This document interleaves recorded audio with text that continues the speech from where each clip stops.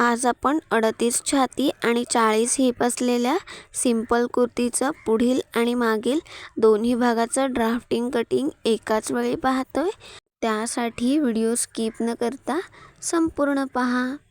इथे आपण main fabric घेतलंय, 4 फोल्ड मध्ये आहे। समोरच्या साईडला याची ओपन बाजू आहे। मेन फॅब्रिक मी हिपच्या घडीनुसार कटिंग करून घेतलंय, ते कशा पद्धतीने ते पाहूयात। कुर्तीची हिप साइज आहे 40 इंच, त्याचा चौथा भाग येतो 10 इंच आणि साइड चॉकसाठी त्यामध्ये 1 इंच मार्जिन घेतलंय। इथं मार्जिन तुम्ही 1.5 इंचापर्यंत घेऊ शकता। आपण 1 इंच का घेतलंय ते मी पुढे सांगणारच आहे, तर त्यासाठी व्हिडिओ स्किप न करता पहा। कुर्ती कटिंग करते वेळेस अशाच पद्धतीने कापडाची घडी घ्या, जेणेकरून आपलं एक्स्ट्रा फॅब्रिक वाया जात नाही।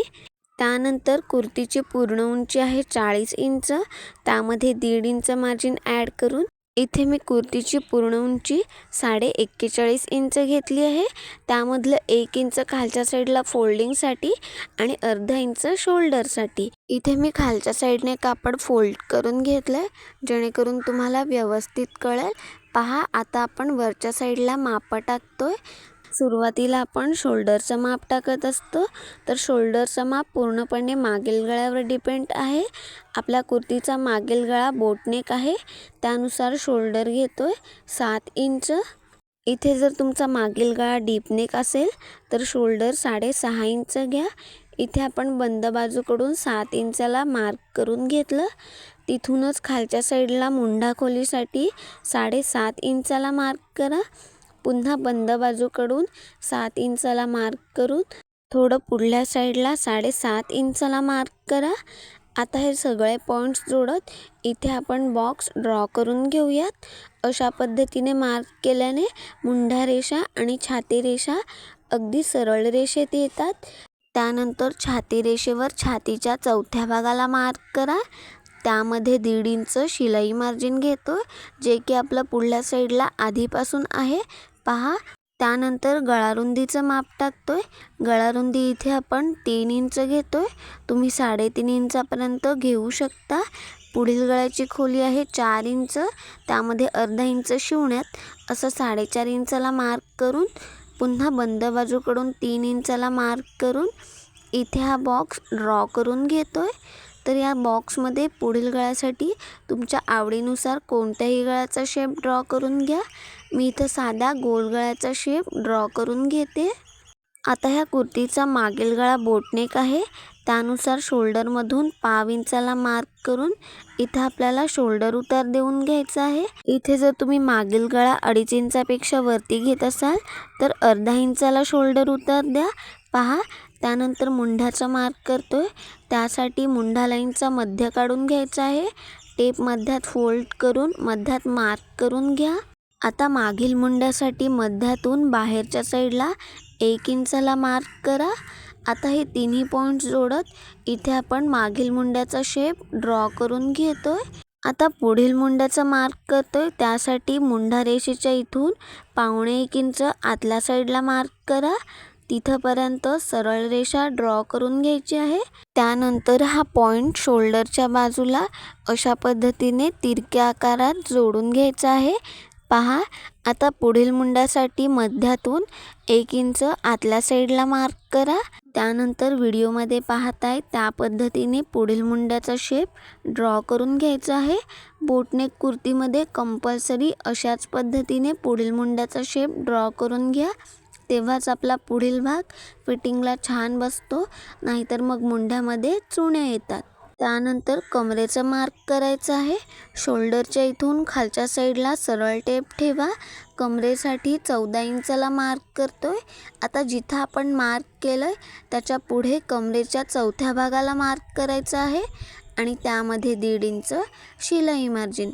इथं जर तुम्हाला अशा पद्धतीने जमत नसेल तर समोरच्या साईडला शोल्डरच्या इथून सरळ टेप ठेवा आणि तिथं 14 इंचाला मार्क करा। 38 छातीनुसार हे परफेक्ट माप आहे।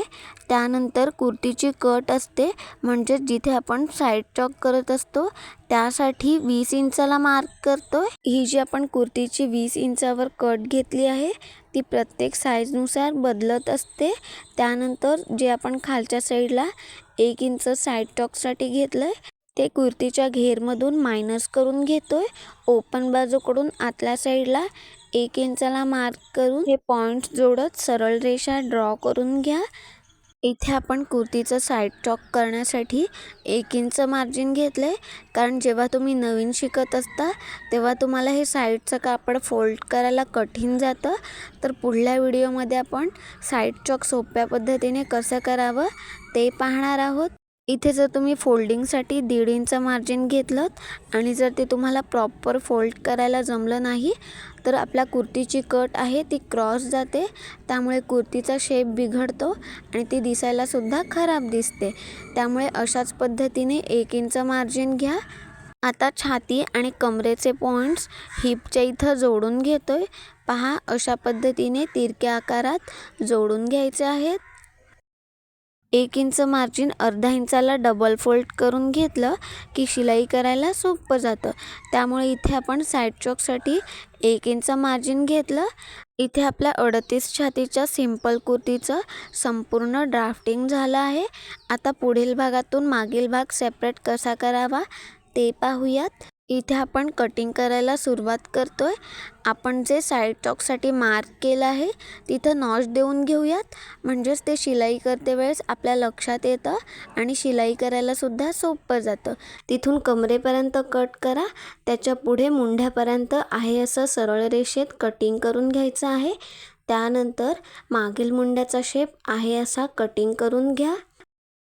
त्यानंतर शोल्डर उतार आहे असा कटिंग करून घ्या. आता आपण पुढील आणि मागील दोन्ही भाग सेपरेट करून घेतोय.